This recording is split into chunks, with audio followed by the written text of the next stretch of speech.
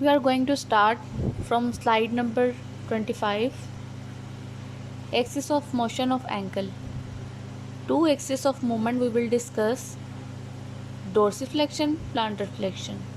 In fitting of orthosis, it is satisfactory to consider, as shown in the figure, the ankle axis as essentially horizontal at the level of the distal tip of the medial malleolus. इस diagram जो first figure है उसमें ये clearly shown है कि ankle axis horizontal है at the level of the distal tip of the medial malleolus. Ankle axis is about 25 degree of external rotation relative to the frontal plane. और अगर हम frontal plane से देखेंगे तो ankle axis हमें 25 degree external rotate नज़र आएगा. Normally जो एंकल ज्वाइंट पर डोर्सिफ्लेक्शन और प्लांटर फ्लेक्शन की रेंज ऑफ मोशन है, किस रेंज तक वो मोशन कर सकते हैं. प्लांटर फ्लेक्शन वो 30 to 50 डिग्री तक कर सकता है और डोर्सिफ्लेक्शन 20 to 30 डिग्री. Fundamental range of motion. Last slide में मैंने बताया है कि plantar flexion up to 50 degree और डोर्सिफ्लेक्शन 20 to 30 डिग्री शो कर सकता है एंकल ज्वाइंट. इसी तरह इनवर्जन जो है वो up to 30 degree from the frontal plane और ई वर्जन जो है up to 20 degree. Abduction up to 10 degree, adduction up to 20 degree. The moment of the muscle forces and ground reaction forces. क्योंकि दो ही चीज़ें जो हैं वो मोशन को इफेक्ट कर सकती हैं. एक तो मसल्स की अपनी फोर्स चल रही है मूवमेंट करवाने के लिए, और एक जो ग्राउंड से मिलती है ground reaction force. About the subtalar joint are dependent upon the location of its joint axis. That's why we are studying this joint axis, subtalar axis or subtalar joint, subtalar axis, because it is important in the gait. It is important to consider in the gait. The subtalar axis runs in an oblique direction. अगर हम देखें तो ये कहाँ से start होता है? From the medial side of the foot. The subtalar axis runs downward and backward toward the lateral side of the foot. और ये फिगर जो है फर्स्ट ए, इसमें क्लियरली शोन है कि कहाँ से it runs downward and backward toward the lateral side पर जा रहा है of the foot, making angle of approximately 16 degree angle बना रहा है with the long axis of the foot, और 42 डिग्री बना रहा है इन द हॉरिजॉन्टल प्लेन. और अगर हम नोट करें तो ये मोशन जो है ये परपेंडिकुलर है एक्सिस ऑफ जॉइंट के, because of the obliquity of the subtalar axis. क्योंकि सबटेलर एक्सिस सीधा नहीं है, थोड़ा सा ऑब्लिक है. तो अगर हम जिस प्लेन से भी देखेंगे तो थोड़ी बहुत कन्फ्यूजन होगी. अगर हम सैजिटल को कंसीडर करें या फ्रंटल को, हॉरिजॉन्टल को, ट्रांसवर्स को हम ऑब्जर्व करें तो डिफरेंट व्यूज़ में हमें थोड़ी बहुत कन्फ्यूजन आएगी, लेकिन होती वो ऑब्लिक ही है. Subtalar motion always has components occurring simultaneously in all three reference plane. कौन कौन से? फ्रंटल, सैजिटल और हॉरिजॉन्टल में जिस तरह से देखेंगे उस तरह से हमें व्यू नज़र आएगा. तो कह रहे हैं कि सबटेलर मोशन जो है वो सभी प्लेन्स में हमें नज़र आ सकती है. सबटेलर जॉइंट मोशन, प्रोनेशन और supination occurs around a single axis, oblique axis. अब कौन से मसल एक्शन करते हैं? गैस्ट्रोनीमियस एंड सोलियस मसल, जिन्हें हम काफ मसल्स भी कहते हैं.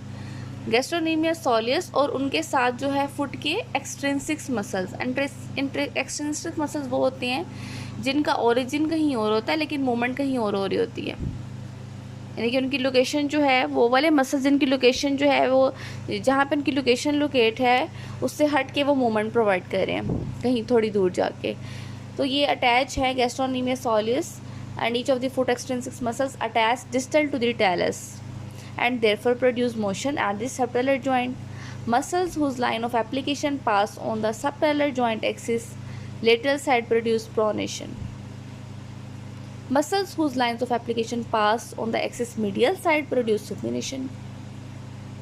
जो वो वाले मसल्स जिनका लाइन ऑफ एप्लीकेशन जो है वो मीडियल साइड से पास करेगा वो क्या करवाएंगे? सुपिनेशन. और जो मसल्स हैं जिनका लाइन ऑफ एप्लीकेशन जो है वो सबटेलर जॉइंट एक्सिस से पास करते हैं लेटरल साइड पर, वो प्रोनेशन करवाएंगे. The latter group includes the gastrocnemius and soleus which attach near the calcaneus mid line. on the medial side of the joint axis. Now we will discuss the simple deformities of the foot. Foot पर individual simple deformities कौन कौन सी अकर हो सकती हैं और क्यों हो सकती हैं. पहले तो रीज़न्स हम जो है वो गो थ्रू करते हैं. या तो कोई कंजेनिटल प्रॉब्लम हो सकती है, बचपन से ही उसके पाँव टेढ़े थे या जैसे भी थे, केवस था, कलगेनियस था, जैसे भी फुट की कंडीशन है, जो भी पैथोलॉजिकल कंडीशन है फुट की, वो कंजेनिटल भी हो सकती है. आइदर ड्यू टू ट्रॉमा के चोट लगी, चोट के बाद जो है वो बोन जब हील हुई है तो वो गलत हुई है, या फ्रैक्चर के बाद इस तरह हुआ है, तो ये ट्रॉमा भी एक हो सकता है. और मसल इम्बैलेंस, जो उसके मसल्स हैं आपस में कोऑर्डिनेट नहीं कर रहे हैं या ऐसी कोई प्रॉब्लम है, तब भी फुट पर डिफॉर्मिटी आ सकती है. और weakness of the structure element due to the disease, और इंटरनल कोई डिजीज़ है उसकी बोन्स में, और कोई इंटरनल डिजीज़ है जिसकी वजह से वो हैबिचुअल हो गया एक एबनॉर्मल गेट चलने की, और इस तरह उसका पाँव जो है वो जैसे उसको पेन फ्री पोजीशन लगती थी उस पोजीशन में रखता गया और फुट जो है वो डिफॉर्मिटी बन गई उसमें. तो कोई भी स्टेज हो, अब हमें इनिशियल स्टेज पर जो भी है ये डिफॉर्मिटी सिंपल डिफॉर्मिटीज़ हैं, तो ये कब होती है, जब एक्स्ट्रा लोड पड़ेगा लिगामेंट्स पर, मसल्स पर, टिश्यूज़ पर, ठीक है. और जब एक्स्ट्रा लोड पड़ेगा तो सब मिलके ही काम करते हैं ना. और मसल्स जो है बेसिकली वो क्या प्रोवाइड करते हैं, डायनामिक अलाइनमेंट प्रोवाइड करते हैं.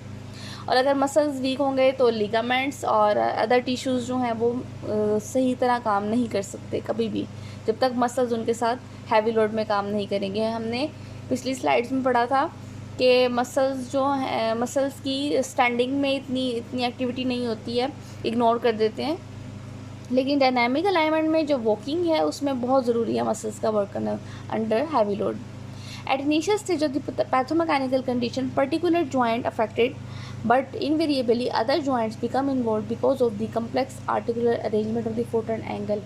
क्योंकि फुट और एंकल की जो मोशन है, जो ये इसका एनाटॉमिकल स्ट्रक्चर है, वो एक दूसरे से बहुत रिलेट करता है फुट एंड एंकल का, यानी कि जॉइंट वर्किंग करते हैं ये. इसलिए वो कह रहे हैं अगर स्पेसिफिक पार्ट डिस्टर्ब है फुट का तो आहिस्ता आहिस्ता वो अदर पार्ट्स को भी इफ़ेक्ट करेगा फुट और एंकल के, क्योंकि ये आपस में इनका म्यूचुअल रिलेशनशिप बहुत ज़्यादा है. Mutual relationship between the hind foot and mid foot. When one joint is out of normal alignment, the compensatory adjustment obviously occur at the other joints. Other joints will work actively, they become active and over active, can be over active. तो mid foot और hind foot का जो relationship है वो इसकी best example है कि किस तरह कंपनसेटरी एडजस्टमेंट करते हैं. If there is a flexible deformity, तो हम कोई एक्सटर्नल फोर्सेस अप्लाई करेंगे ऑर्थोसिस से या शू करेक्शन से, so that we regain its normal alignment, its normal function, और इसके स्ट्रक्चर मेंबर्स जो हैं वो गुड अलाइनमेंट हासिल कर सकें. लेकिन अगर फिक्स डिफॉर्मिटी है तो हम फिर फिक्स डिफॉर्मिटी, क्योंकि हम पूरी तरह उस डिफॉर्मिटी को कवर नहीं कर सकते, but we can provide counter forces by either by any orthosis, straps, shoe correction and heel modification etcetera. इससे क्या होगा, at least best distribution of weight होगी फुट पे. वेट पे जो फुट पे है उस पर इक्वली हम वेट डिस्ट्रीब्यूट कर सकते हैं, ताकि जो पेनफुल एरिया हैं वो पेन फ्री एरियाज़ बन जाएँ. और एटलीस्ट अगर इतना नहीं हो सकता तो हम डिफॉर्मिटी पूरी तरह ठीक नहीं हो सकती, लेकिन उसको वर्स बनने से बचा सकती है, ठीक है, और रीअलाइन कर सकती है. जो देखा जाता है फुट में ज़्यादातर कंबाइंड डिफॉर्मिटीज़ होती हैं, जैसे कि एक एक्वाइनस के साथ कलकेनियस भी हो गया, वेल्गस के साथ जो है वो वेल्गस कलकेनियस डिफॉर्मिटी होगी, इस तरह से. लेकिन डिटेल में पढ़ने, जब कम्बिनेशन पढ़ने से पहले हमें इंडिविजुअली पता होना चाहिए कि एक्वाइनस क्या है, कलकेनियस है, फिर इसका आपस में जो है वो कंबाइन हम पढ़ेंगे. पहले हम सिंपल पढ़ेंगे, तो हम इस जो है नेक्स्ट हम पढ़ेंगे एक्वाइनस क्या होता है, कलकेनियस, टेलिपिस कलकेनियस, टेलिपिस एक्वाइनस, टेलिपिस वेल्गस, वेरस एंड केवस. फर्स्ट है एक्वाइनस. एक्वाइनस जो है इसका नाम रखा गया, जैसे घोड़े की दुमनी होती है पीछे की तरफ झुकी होती है, इसी तरह जो है 4 फुट जो पार्ट है वो आगे की तरफ झुका होगा, तो इसको एक्वाइनस कंडीशन कहते हैं फुट की. It is a medical condition which is characterized by the limited upward bending moment of the ankle joint. An individual with equinus will find it difficult to bring the toe part of the foot to the front part of the leg. ठीक है. Ankle वाली side rise हो जाएगी और जो फोरफुट है वो downward है। इस कंडीशन को कहते हैं प्लांटर फ्लेक्शन। एक्वाइनस जो है basically foot is in the position of plantar flexion. What can be the causes of this equinus condition? First cause the mentioned here is unbalanced forces. Deformity produced by the unbalanced forces acting around the ankle joint. Why?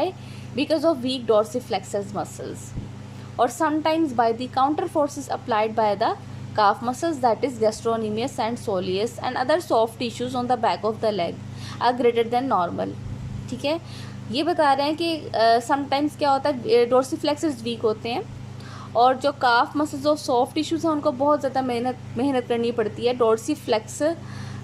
डोर्सीफ्लेक्सर weakness को overcome करने के लिए कि एक चीज़ week है तो दूसरी चीज़ों को ओवर एक्टिव होना पड़ेगा। तो for example patient walk on his toes to compensate for the shorten limb, कहीं कंट्रैक्चर बना हुआ है या फिर इस तरह की कोई शॉर्टन लिम्ब है तो पेशेंट जो है वो अपने टोज पर चलेगा और इसकी वजह से उसकी पोजीशन प्लांटर फ्लेक्शन बन जाएगी।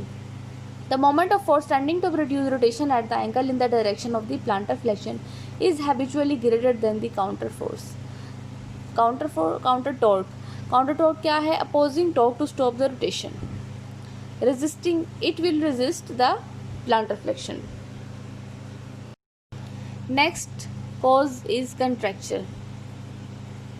Equinus position would be maintained by the active contraction of the gastrosoleus, but as the deformity develop, it would maintain a large degree by the contracture of the plantar flexors and other soft tissues.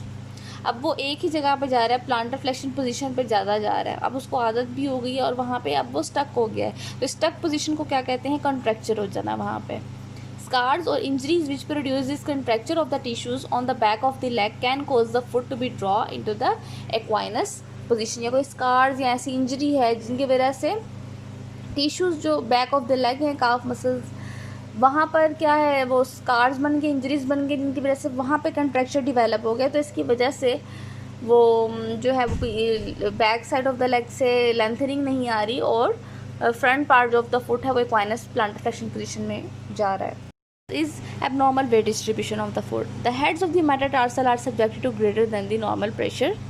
इस position अब देखिए, अब हमने पहले पढ़ा था कि foot पे जो वेट आता है वो सारा कहाँ पे आता है? Two ends, that is heel और मेटाटार्सल्स। ऐसा ही है, अब हील तो अपवर्ड मूव हो गई इक्वाइनस पोजीशन में, तो सारा वज़न कहाँ आया? हेड ऑफ द मेटाटार्सल, एक कॉर्नर पे आ गया।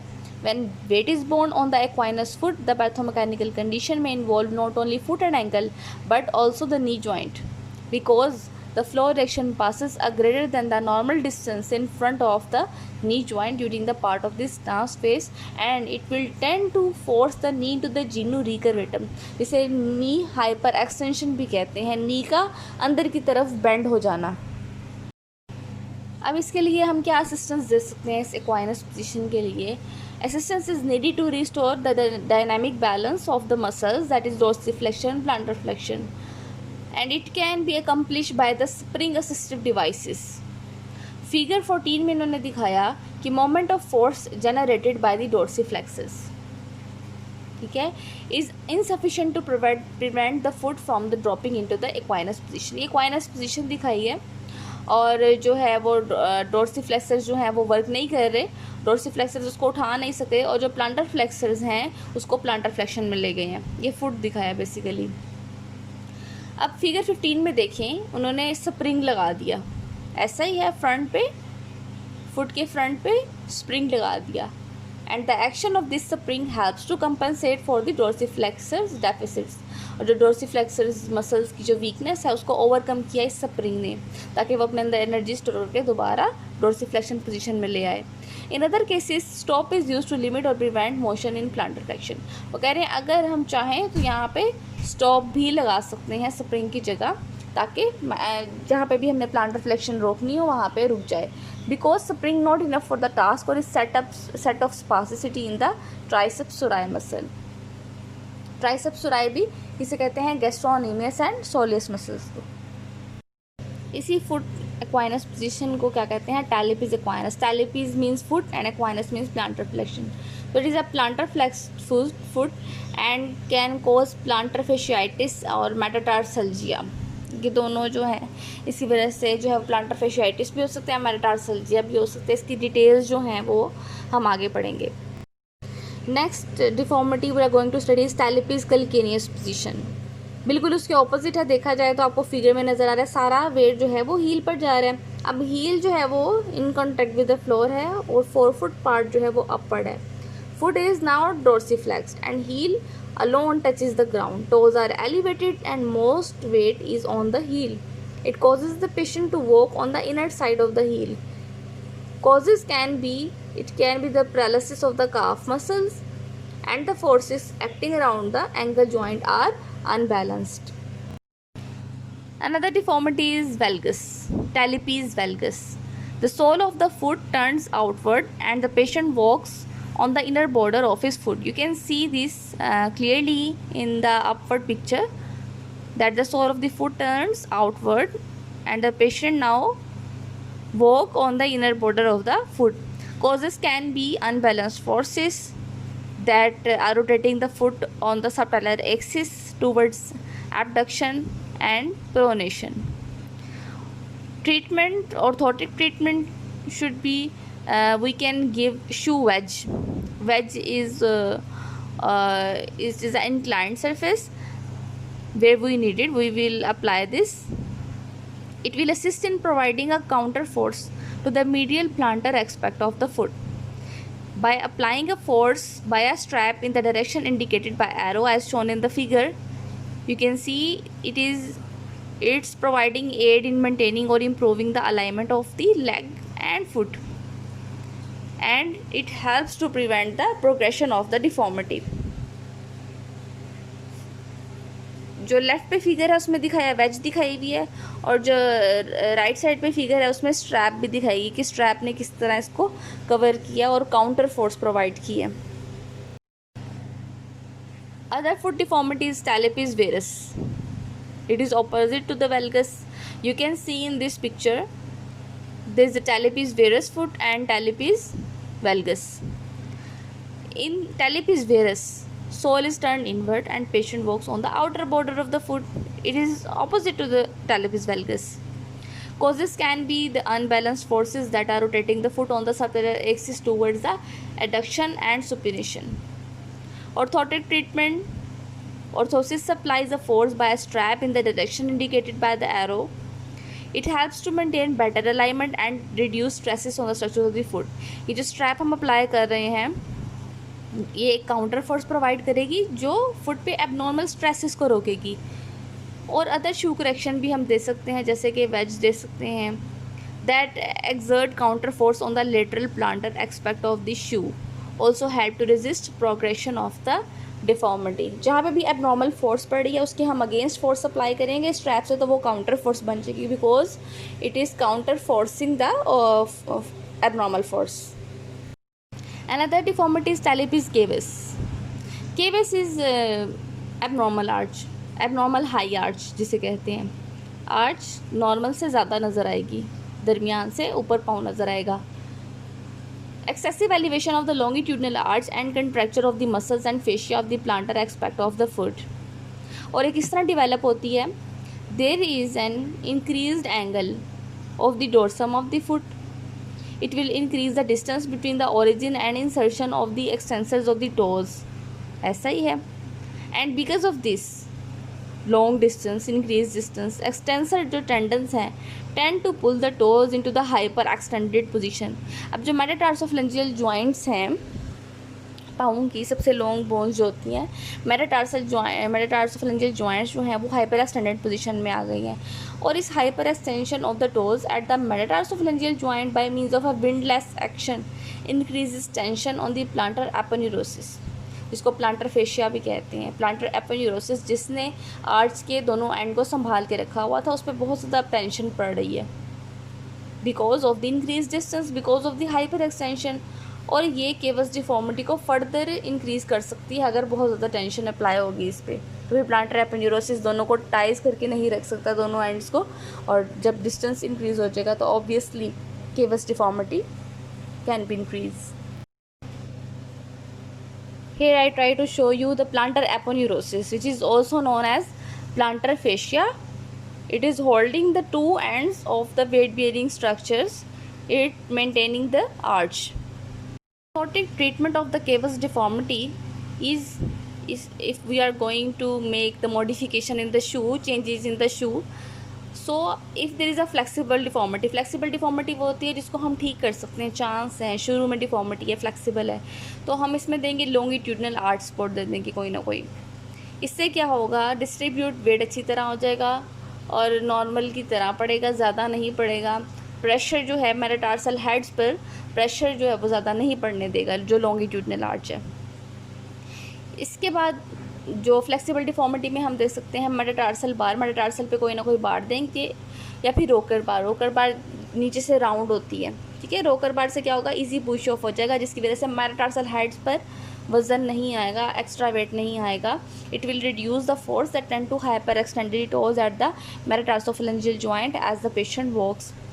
And in case of a rigid deformity, fix deformity, तो हम क्या दे सकते हैं इसमें हील हाइट, ताकि वेट तो अच्छी तरह डिस्ट्रीब्यूट हो और एटलीस्ट जो है उसको पेनफुल एरियाज़ को पेन फ्री करें और जो है वो प्रोग्रेशन ऑफ द डिफॉर्मिटी को रोकें। इसको हम बिल्कुल ठीक नहीं कर सकते, लेकिन एटलीस्ट हम इसको ज़्यादा होने से रोक सकते हैं, वर्स्ट कंडीशन बनने से रोक सकते हैं।